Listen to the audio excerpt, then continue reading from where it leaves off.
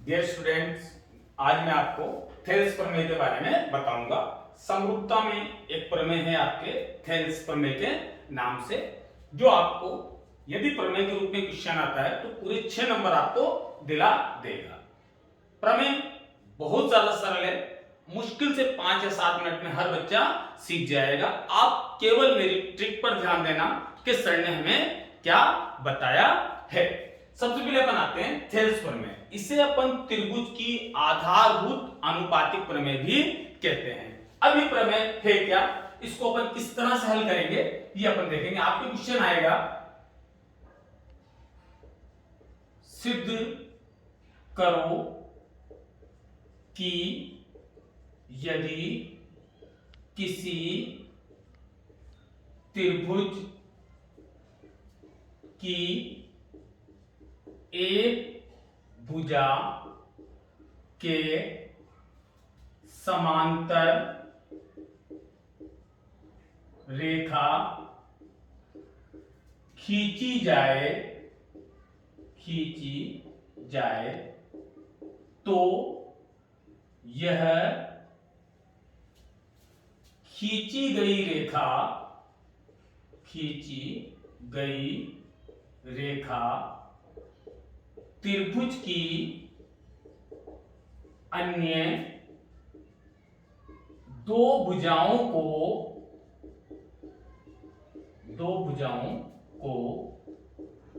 समान अनुपात में विभाजित करती है। ठीक है बच्चों, जहां तक प्रमेय की बात है कि प्रमेय किस तरह से हल करते हैं, पहले हम वो देखेंगे, फिर आप मेरी ट्रिक लगा देंगे और ये क्वेश्चन आपको पूरे 6 नंबर दिलाएगा। हर बच्चा अभी 7 मिनट बाद थेल्स प्रमेय करेगा और इसी पर आधारित 11.2 के सारे सवाल वो चुटकियों में हल कर देगा। हम बात आते हैं कि प्रमेय हल कैसे करते हैं। हम इसी में देखते हैं कि प्रमेय हल कैसे करते हैं। सबसे पहले हमें ये देखना होता है कि प्रमेय है किसकी। तो आप जब भी प्रमेय हल करने बैठो, मैं इसमें आपको समझा भी रहा हूं, आप ये जरूर देखो कि प्रमेय किसकी है। देखें क्वेश्चन देखते हैं, सिद्ध करो कि यदि किसी त्रिभुज, सबसे पहले हमने नोटेट कर लिया कि हमारी प्रमेय त्रिभुज की है। ठीक है बच्चों, कि एक भुजा के समांतर रेखा खींची जाए। आगे हमें पता पड़ा कि हम जो रेखा खींचेंगे वो कैसी होनी चाहिए, समांतर होनी चाहिए। ये मैं आपको बताऊंगा। तो यह खींची गई रेखा त्रिभुज की अन्य दो भुजाओं को समान अनुपात में विभाजित करती है। तो सबसे पहले बच्चों प्रमेय करते समय हम यह देखते हैं कि प्रमेय किसकी है। जैसे हमें पता पड़ा कि प्रमेय त्रिभुज की है तो हम सबसे पहले लिख देते हैं दिया है। मैं यहां लाइन खींच देता हूं ताकि मुझे आसानी रहेगी अभी सवाल को करने में। दिया है। अब जिसकी भी प्रमेय होती है बच्चों, वो हम डायग्राम साइड में बना देते हैं कि यार ये प्रमेय मेरी त्रिभुज की है। हर कोई बच्चा कर देगा बच्चों, 5 मिनट में आपको प्रमेय आ जाएगी। पूरे 6 नंबर आपके आए हैं। दिया है किसकी प्रमेय बच्चों, त्रिभुज की। दिया है एक त्रिभुज ए बी सी। ठीक, ए बी सी। देखो बच्चों, हम इसकी भुजाएं भी ले लेते हैं। पहली भुजा में ए बी मान लेता हूं, दूसरी बी सी मान लेता हूं और तीसरी सी मान लेता हूं। मतलब है इसकी भुजाएं। अब जो क्वेश्चन कह रहा है हमें वही करना होता है प्रमेय में। प्रमेय बहुत सरल होती है बच्चों। सिद्ध करो कि यदि किसी त्रिभुज की एक भुजा के समांतर रेखा खींची जाए। सबसे पहले हमें यह करना है जो वो बोलेगा। दिया है एक त्रिभुज एबीसी जिसकी एक भुजा,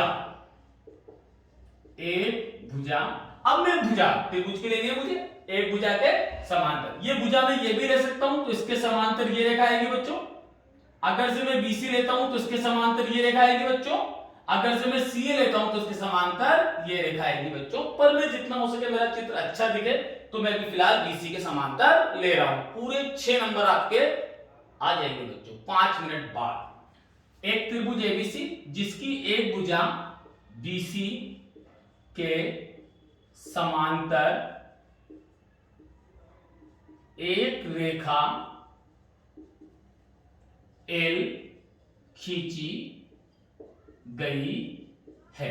ठीक है बच्चों, तो जैसा इसने बोला था कि सिद्ध करो कि यदि किसी त्रिभुज की एक भुजा के समांतर रेखा खींची जाए। समांतर रेखा बच्चों आप जानते होंगे ऐसी दो रेखाएं जो अनंत तक जाती हैं लेकिन कभी भी एक दूसरे को नहीं काटती हैं, यानी जिनके बीच में लंबवत दूरी सदैव समान बनी रहती हैं, समांतर रेखाएं कहलाती हैं। जैसे नदी के दो किनारे या अपन बोल सकते हैं रेल की जो पटरियां, उनमें सदैव दूरी समान बनी रहती है। इसने बोला खींची गई रेखा त्रिभुज की अन्य दो भुजाओं को समान अनुपात में विभाजित करती है। तो मैंने क्या लिखा जो प्रश्न में था, एक त्रिभुज एबीसी जिसकी भुजा बीसी के समांतर एक रेखा एल खींची गई है। ये रेखा मैंने एल इसके समांतर खींच दी बच्चों। ठीक है, अब खींची गई रेखा त्रिभुज की अन्य दो भुजाओं को समान अनुपात में विभाजित करती है। तो पहले मैं देखूं कि त्रिभुज की बीसी के समांतर तो खींच दी, अन्य दो भुजा मेरी क्या बची, एक तो एबी बची और एक एसी बची। मुझे चित्र में दिख रहा है कि एबी को ये इस बिंदु पर काट रही है और एसी को इस बिंदु पर काट रही है। यहां मैंने डी बिंदु दे दिया, यहां मैंने ई बिंदु लिख दिया। ठीक है बच्चों, और उसी चीज को मैं यहां लिख दूंगा। ठीक है, ये समांतर रेखाएं अनंत तक जाती हैं बच्चों। एक त्रिभुज एबीसी जिसकी एक भुजा बीसी है, बीसी के समांतर एक रेखा एल खींची गई है जो त्रिभुज की अन्य दो भुजाओं AB और AC को क्रमशः का मतलब समझते हो बच्चों, क्रमशः का मतलब होता है रेस्पेक्टिवली, यानी जो पहले आ रहा है उसकी बात हम पहले करेंगे और जो बाद में आ रहा है उसकी बात हम बाद में करेंगे। तो क्रमशः D और E पर काटती है। ये आपको चित्र से दिख जाएगा बच्चों, ज्यादा आपको दिमाग लगाने की जरूरत नहीं है। ठीक है, AB को इसने D पे काटा और AC को इसने E पर काट दिया। ठीक है, तो ये सिद्ध करना था किसी त्रिभुज की एक भुजा के समांतर रेखा खींचनी थी, मैंने समांतर रेखा खींच दी, तो वह खींची गई रेखा मेरी एल हो गई। त्रिभुज की अन्य दो भुजाओं को, अब अन्य दो भुजाएं मेरी क्या हुई बच्चों, एक तो AB हुई और एक AC हो गई। अब क्या सिद्ध करना है कि त्रिभुज की अन्य दो भुजाओं को समान अनुपात में विभाजित करती है। अब एक भुजा मेरी AB थी, इसको इसने D बिंदु पर काटा, यानी इसके दो टुकड़े कर दिए, एक टुकड़ा मेरा AD हो गया और एक टुकड़ा मेरा DB हो गया। ठीक है बच्चों, AC जो मेरी रेखा थी बच्चों AC, इसको इस रेखा ने एल ने ई बिंदु पर काटा, इसका एक टुकड़ा AE हो गया और एक टुकड़ा AC हो गया। हमें सिद्ध ये करना है कि इन दोनों भुजाओं को समान अनुपात में विभाजित किया गया है इस एल रेखा के द्वारा। तो मैं यहां लिख देता हूं सिद्ध करना है। क्या सिद्ध करना है बच्चों, सिद्ध यही करना है कि ये खींची गई रेखा अन्य दो भुजाओं को समान अनुपात में विभाजित करती है, ये सिद्ध करना है। इसका मतलब इसने AB को दो भागों में बांटा था, AD और DB में, तो इसमें जो अनुपात है, अनुपात को हमेशा हम बटा में लिख सकते हैं, यानी AD का जो अनुपात है DB के साथ वही अनुपात AE का है EC के साथ, AE का है EC के साथ। ये बात मुझे सिद्ध करनी है। अब यहां पर बच्चों बात आती है कि कई बार बच्चा कहता है कि सर मुझे प्रमेय समझ में नहीं आती, या मैं इस तरह से किस तरह से इसको याद रखूं, बहुत बड़ी होती है या मुझे दिक्कत आती है। उसके लिए बच्चों मैंने आपके लिए ट्रिक बनाई है। आप केवल क्या करोगे, इस प्रमेय के लिए मेरी ट्रिक का ध्यान रखोगे कि यार हमें इतना सा करना है, कितना सा करना है, ये मेरी ट्रिक है कि आपको बोलना है दो कट्टम। क्या बोलोगे बच्चों, दो कट्टम यानी दो क्रॉस। बस एक क्रॉस अपन ऊपर लगाएंगे और एक क्रॉस अपन नीचे लगाएंगे, बस आपकी थेल्स प्रमेय हल हो जाएगी। पहले आपको क्वेश्चन पढ़ना है, जो क्वेश्चन बोले वो लिख देना है, जिस हिसाब से आपको पता पड़ा सिद्ध करना है वो लिख दिया। अब उसके बाद ये मेरी ट्रिक काम में लेनी है, आपको दो कट्टम यानी दो क्रॉस आपको बनाने हैं। अब अपन देखेंगे किस तरह से इससे इजी गोइंग आपके 5 मिनट में एक्सेल स्कूल में हल हो जाएगी। तो जो मैंने ट्रिक बताई है दो कट्टम, इसको अपन रचना में लिखेंगे, रचना। अब मैंने आपसे बोला है कि आपको दो कट्टम बनाने हैं, ठीक है। अब मुझे कट्टम बनाने, कट्टम मतलब एक कट्टम में यहां बना दूंगा, बोलो बच्चों एक कट्टम बन गया यानी एक क्रॉस का चिन्ह, और इसे मैं रचना में लिख दूंगा। तो बताओ मैंने क्या करा, बी को ई से मिलाया, बी को ई से मिलाया, ये लिख देंगे अपन, कोमा। सी को डी से मिलाया, सी को डी से मिलाया, लिख दिया बच्चों। ये मेरी रचना का काम हो गया। अब मुझे एक कट्टम ऊपर बनाना है, यानी मेरा वो कट्टम किसमें बनाना है, मुझे ए डी ई में बनाना है। अब मैं कैसे कट्टम बनाऊं, क्योंकि त्रिभुज में तो 3 शीर्ष हैं और वो मिल गए। यहां पर आप देखो मैं इस तरह बना रहा हूं आपको कि यार ये मेरा त्रिभुज है ए डी ई। अब मुझे कट्टम बनाना है, लेकिन मैं कट्टम जरूर बनाऊंगा यानी क्रॉस बनाऊंगा। मैं क्या करता हूं कि एक डी से ए पर लंब डाल देता हूं। लंब जानते हो बच्चों आप, किसी भी आधार पर लंब ऊंचाई को इंडिकेट करता है उस बिंदु से। तो एक तो मैंने बिंदु डी से ए पर लंब डाल दिया, ऐसे ही मैंने ई से एडी पर लंब डाल दिया। तो मैं क्या देखता हूं कि मेरा एक और कट्टम आ जाता है, यानी मुझे क्रॉस करना है। तो मैंने क्या करा, इस बिंदु डी से, मेरी त्रिभुज की भुजा ऐसी थी, मैं ए भी बोल सकता हूं, ठीक। तो बिंदु डी से, त्रिभुज की भुजा मेरे पास क्या है, ऐसी है बच्चों, डी से भुजा एसी पर लंब, लंब लंब मतलब 90 डिग्री का कोण। ये मैंने यहां 90, ये 90 लिख दिया, ठीक है। A B C D E F, लंब डी एफ डाला, तथा अब मुझे ऊपर भी कट्टा बनाना है। ई बिंदु से कौन सी भुजा पर लंब डाल दूंगा मैं, एबी पर। मैं एडी इसलिए बोल रहा हूं बच्चों क्योंकि एडी के अंदर ही है, तो यहां पर मैंने ये लंब डाल दिया, ठीक है बच्चों, डाला। तथा बिंदु ई से भुजा, वही जिनको काटा था उन्हीं भुजाओं पे, ए बी पर लंब ईजी डाला।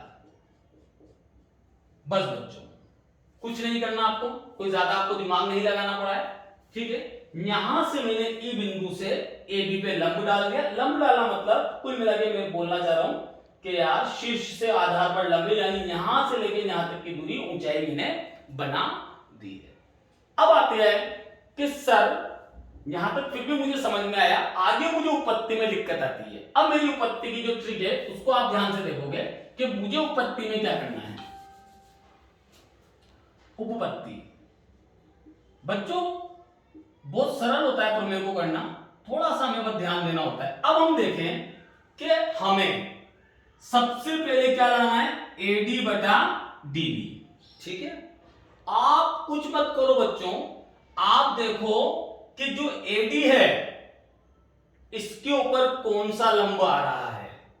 आप क्या देखोगे कि यार ये एडी है, इस पर लंब आ रहा है ईजी, आ रहा है नहीं आ रहा बच्चों, यानी कि इस आधार पर मुझे ये लंब लेना है बच्चों। फिर नीचे क्या है, डीबी।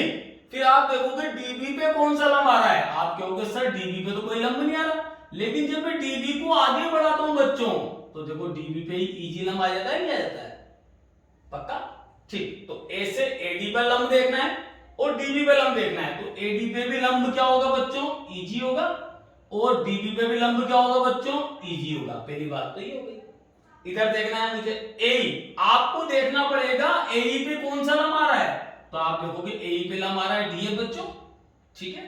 फिर आपको देखना पड़ेगा इसी, तो आप देखोगे यार इसी पे तो कोई लंब आ ही नहीं रहा, लेकिन जब मैं इसी को आगे बढ़ा रहा हूं तो देखो यही लंब डीएफ भी आ रहा है। बस इतना सा आपको देखना आना चाहिए, 6 नंबर आपके पक्के हो गए।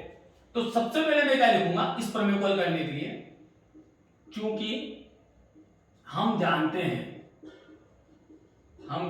हैं कि त्रिभुज का क्षेत्रफल बराबर, ठीक है। हमेशा ध्यान रखना बच्चों, आपको एक फार्मूला याद करना है बस, त्रिभुज का क्षेत्रफल होता है 1/2 इंटू आधार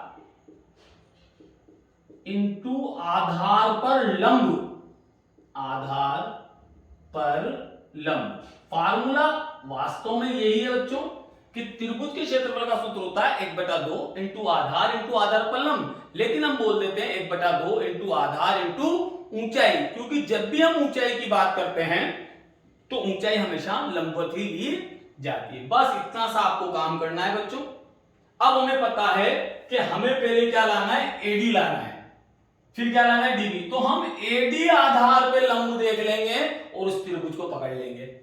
ये एडी आधार हो गया, इसके ऊपर ये लंब ईएफ दिख रहा है, ईजी हमें रचना से दिख रहा है बच्चों। तो हम त्रिभुज कौन सा ले लेंगे, त्रिभुज एडीई। तो सबसे पहले मैं लिखूंगा त्रिभुज एडीई, इसलिए लगा देता हूं मैं, इसलिए त्रिभुज एडीई का क्षेत्रफल बराबर 1/2 इंटू, उधर देने की जरूरत भी नहीं है बच्चों, 6 नंबर, ठीक। आधार क्या हो गया बच्चों, एडी, ये आधार हो गया एडी, इंटू आधार पर लंब, तो देखोगे आप एडी पे लंब क्या आ रहा है बच्चों, ईजी, अरे इंटू ईजी। ये मेरा पहला काम हो गया, कुछ नहीं करना है, अपने आप उत्तर आएगा। हाँ भाई, ऊपर एडी ले लिया मैंने, अब मुझे क्या लेना है बच्चों कि डीबी आ जाए मेरे पास। तो बस इसी प्रकार त्रिभुज, अब देखूं मैं कि डीबी, इस डीबी को मुझे आधार लेना है, लेकिन इस आधार पे लंब नहीं आ रहा, मुझे दिक्कत आएगी। लेकिन डीबी को जब मैं आगे बढ़ाऊंगा बच्चों तो ये ईजी इस पे भी लंब हो जाएगा, नहीं जाएगा। जानते हो आप, किसी भी आधार पे, सपोज करो मैं इस तरह का चित्र बनाता हूं जिसे मैं अधिकोण त्रिभुज कहता हूं। अब मैंने नाम दे दिया ए बी सी। अब मुझे ये आधार लेना है हमेशा, अब इस आधार पे मुझे लंब लाना है, तो मैं क्या करूं, आधार को आगे बढ़ा दूं, तो इसको यहां से लंब डाल दूं, शीर्ष से लंब आगे नहीं गया, बात वही होती है, ठीक है बच्चों। फिलहाल 6 नंबर के लिए बिल्कुल इजी।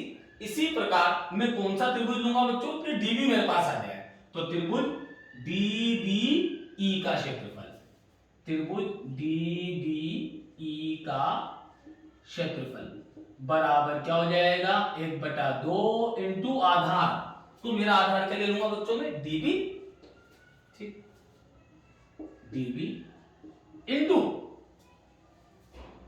आधार पर लंब। अब देखो इस बीसी पे जैसे लंब नहीं आ रहा था तो मैंने इसको आधार को आगे बढ़ा दिया था और उसके शीर्ष से लंब डाल दिया था।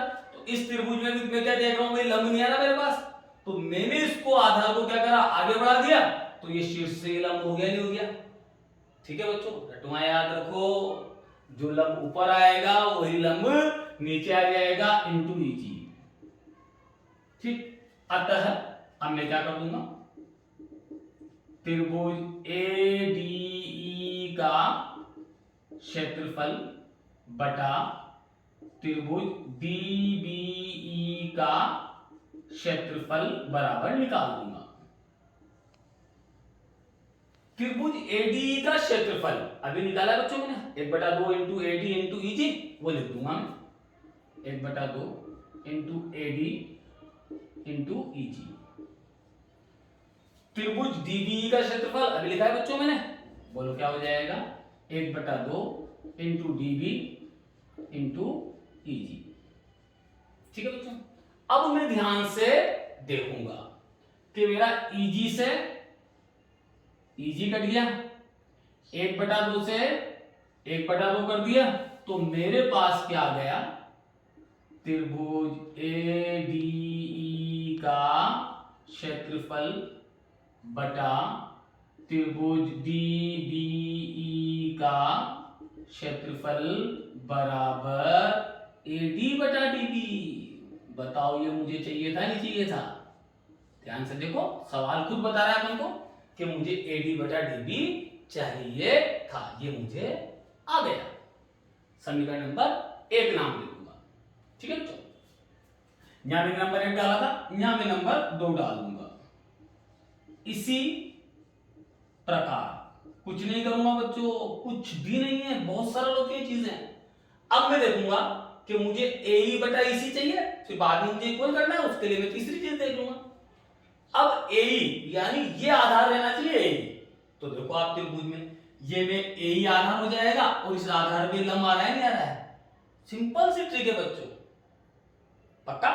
अब मैं कौन सा त्रिभुज ले लूंगा? त्रिभुज AED या ADE, एक ही बात है। इसी प्रकार त्रिभुज ADE का क्षेत्रफल, ADE का क्षेत्रफल बराबर ADE। अब मुझे आधार ये वाला लेना है बच्चों, ठीक, तो वही 1/2 इंटू आधार। अब मुझे आधार AE वाला लेना है, तो ये आधार मैंने AE ले लिया बच्चों, 1/2 आधार AE ले लिया। तो इसी आधार पर मुझे लंब चाहिए था बच्चों, तो देखो AE पर मेरा लंब क्या आ रहा है? DF आ रहा है नहीं आ रहा है? इजी गोइंग इनटू DF, आंख नीचे। इसी प्रकार अब मुझे बटा क्या चाहिए बच्चों? EC, तो मुझे देखना है EC आधार लेना है, तो EC आधार पे कोई लंब नहीं है, लेकिन जब मैं EC को आगे बढ़ा रहा हूं तो वही DF लंब हो जाएगा ना बच्चों, पूरे 6 नंबर आ रहे हैं ना अपने आप, ठीक। इसी प्रकार त्रिभुज ECD का क्षेत्रफल, ECD का क्षेत्रफल बराबर 1/2 इंटू आधार। आधार देखूंगा बच्चों में, आधार क्या है मेरा? EC, ये आधार हो गया मेरा EC। अब इस आधार के ऊपर मुझे क्या चाहिए बच्चों? लंब। नहीं दिख रहा है, लेकिन जब मैं EC को आगे बढ़ा रहा हूं तो ये लंब DF आ रहा है नहीं आ रहा है? इनटू DF, वही क्रिया जो मैंने पहले दोहराई थी वही करना है। अतः त्रिभुज ADE का क्षेत्रफल बटा त्रिभुज ECD का क्षेत्रफल बराबर ADE का क्षेत्रफल 1/2 इंटू AE इंटू DF बटा त्रिभुज ECD का क्षेत्रफल 1/2 इंटू EC इंटू DF। बच्चों जो कटता है काट दो, तो मैं क्या देखता हूं 1/2 से 1/2 कट रहा है, DF से DF कट रहा है, यानी मेरे पास क्वेश्चन क्या आ गई? अतः त्रिभुज ADE का क्षेत्रफल बटा त्रिभुज ECD का क्षेत्रफल बराबर AE बटा EC। ये मैं समीकरण नंबर 2 नाम दे दूंगा बच्चों। अब मुझे सिद्ध ये करना था कि यार ये वाला अनुपात और ये वाला अनुपात बराबर होते भी हैं बच्चों। अब मैं प्रूव कैसे करूं? यानी मुझे कुछ ऐसी चीजें मिल जाएं कि समीकरण नंबर 1 और समीकरण नंबर 2 क्या हो जाएं? बराबर हो जाएं। कोशिश करता हूं मिल जाए, ढूंढने की कोशिश करूं। पहले मैं ढूंढने की कोशिश करता हूं कि मिल जाए तो बहुत अच्छी बात है। मैंने ढूंढने की कोशिश करी। देखो समीकरण नंबर 1 में ऊपर क्या लिखा हुआ है? त्रिभुज ADE का क्षेत्रफल, ठीक है। समीकरण नंबर 2 में ऊपर क्या लिखा हुआ है? ADE का क्षेत्रफल। मतलब ये तो तैयार है इक्वल होने के लिए कि भाई हमारी कोई लड़ाई नहीं है, बराबर कर दे, अंश अंश बराबर है। लेकिन मैं नीचे देखूं कि नीचे यहां पर क्या लिखा हुआ है बच्चों? त्रिभुज DBE का क्षेत्रफल, ठीक है। मैं आपको मार्क कर देता हूं ताकि समझ में आए। त्रिभुज डीबीई का क्षेत्रफल। और यहां पर क्या लिखा हुआ है बच्चों, त्रिभुज ईसीडी का क्षेत्रफल। अब मैं क्या देखता हूं कि डीबीई वाला क्वेश्चन,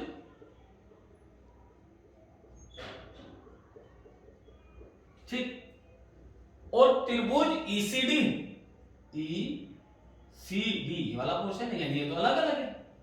अब इनके एरिया अगर से बराबर हो जाएं, इनके क्षेत्रफल बराबर हो जाएं, तो मेरी बात सिद्ध हो जाती है। फिर भी मैं लिखूं, सपोज करो नहीं आता, तब भी 6 नंबर के लिए तो मैं लिखी दूं आंख मीच के नंबर 3, चूंकि त्रिभुज, क्योंकि ये बराबर होंगे तब ये बराबर होंगे, तो मैं पहले से लिख देता हूं, फिर आपको समझाऊंगा।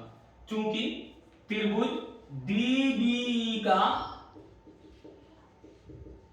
क्षेत्रफल बराबर त्रिभुज, आंख मीच के लिख दो आपको, त्रिभुज ईसीडी का क्षेत्रफल, त्रिभुज ईसीडी का क्षेत्रफल। अब आपसे कोई पूछेगा, मैं ही पूछ लेता हूं कि भाई तूने इन दोनों को बराबर तो लिख दिया, पर हमें ये बता कि इन दोनों का क्षेत्रफल बराबर कैसे होता है। तो शायद आपने 9th में एक प्रमेय पढ़ी थी, मैं अभी और समझा देता हूं, या फिलहाल इसके लिए तो आप याद रखना,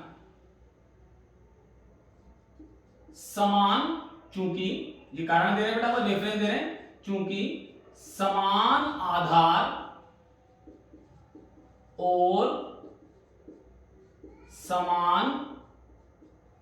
समांतर रेखाओं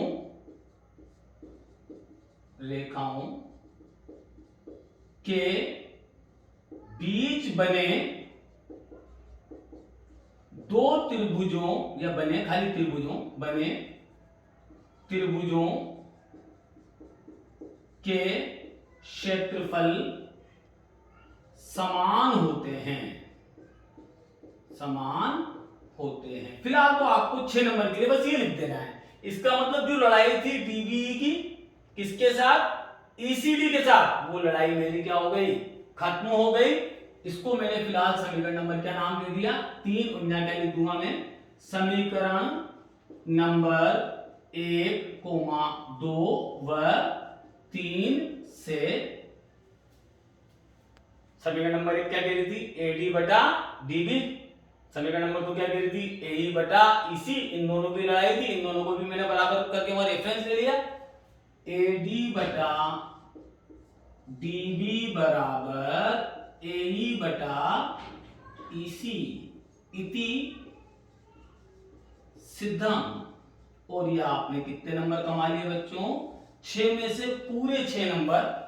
अब बात आती है, ये तो हो गया कि सर अब मुझे ये बताओ कि त्रिभुज डीबीई का क्षेत्रफल और त्रिभुज ईसीडी का क्षेत्रफल किस तरह से बराबर हुआ। मैं 1 मिनट के लिए पॉज करता हूं, ताकि आपको यहां पर जो चीजें हैं उसको आप रोककर इसको जरूर इसी तरह से आपको उतारना है। ठीक, वीडियो को बिल्कुल स्किप ना करें, ध्यान से सुने, आपकी प्रमेय पूरी हो गई है। अब मैं मिटाता हूं, ठीक है। हाँ भाई, मैंने बोला कि समान आधार और समान समांतर रेखाओं के बीच त्रिभुजों के क्षेत्रफल समान होते हैं। अब मैं डीबीई को देख रहा हूं, तो मेरा त्रिभुज ये है, देखो,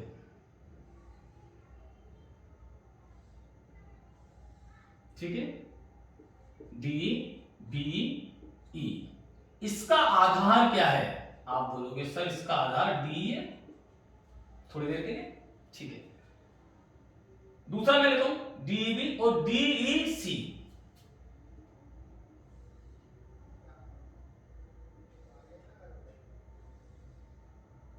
डीईसी, देखो बच्चों यही था मेरे पास, ठीक है। यहां आ रहा था मेरे डीबी और यहां आ रहा था मेरे पास ईसीडी।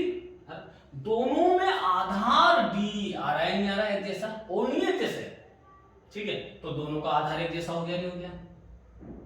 अब मुझे पता था क्या, ये भुजा इसकी क्या है, समांतर है, यानी दोनों ही डी रेखा और बीसी रेखा के बीच में बने हुए, नहीं बने हुए, बने हुए।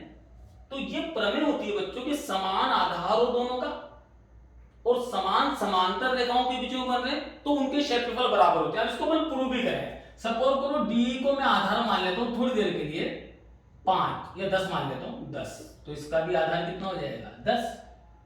अब सपोज करो समांतर रेखाओं के बीच की दूरी सदैव समान रहती है, ठीक है, तो इसकी जो मैं ऊंचाई निकालूंगा लंब के रूप में तो ये आएगी, तो इसकी भी जब मैं ऊंचाई निकालूंगा लंब के रूप में ये आएगी नहीं आएगी बच्चों? तो देखो दोनों त्रिभुजों का क्षेत्रफल एक जैसा आएगा नहीं आएगा? 1/2 इंटू आधार, दोनों में 10 आएगा। सपोज करो दोनों के बीच की दूरी में 4 मान लेता हूं, तो इंटू 4, तो इसकी भी क्या होगी 1/2 इंटू 10 इंटू 4, यानी मेरी वो बात सही है। और इस तरह से आपकी थेल्स प्रमेय बच्चों पूरी हो जाती है। तो कभी भी आपको त्रिभुज में एक भुजा के समांतर रेखा जब दिखेगी तो आप तुरंत थेल्स प्रमेय लगा दोगे बच्चों। और आगे 11.2 इसी पर आधारित है जो मैं आपको अगले वीडियो में सवाल कराऊंगा। मुझे पूरी आशा है कि इस प्रमेय को आप बहुत आसानी से कर सकते हो। 2 बार आप वीडियो को देखना, स्किप बिल्कुल मत करना। अच्छा लगे तो शेयर करना, लाइक करना, मेरे चैनल को सब्सक्राइब करना। और चूंकि मेरा चैनल अभी नया है, आप इसको आगे भी बढ़ाना। Goodbye, thank you.